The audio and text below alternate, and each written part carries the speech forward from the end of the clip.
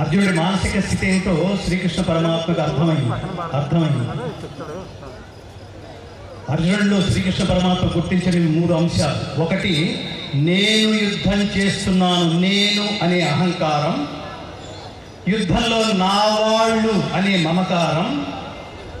వీళ్ళందరూ చనిపోతున్నారు అనే అజ్ఞానం, మోహము. మరణం అంటే ఎవరు తెలుసా మిత్రులారా?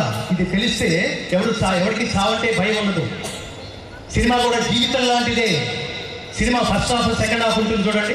ఫస్ట్ హాఫ్కి సెకండ్ హాఫ్కి మధ్యలో 5 నిమిషాలు ఇంటర్వెల్ ఉంటుంది చూడండి. మరణం అలాంటిదే.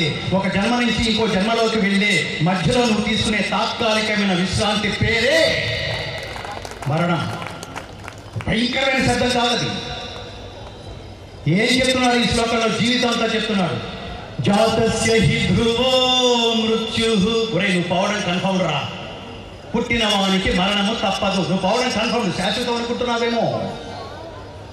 రెండో మాట అన్నాడు, ధ్రువం జన్మ మృతస్య చ. మరణించిన వాడు తిరిగి జన్మించక తప్పదు. పునర్జన్మ సిద్ధాంతాన్ని ధృవీకరిస్తోంది భగవద్గీత. శ్రీకృష్ణ పరమ చెప్పినవాడు మామూలు వాడు కాదు.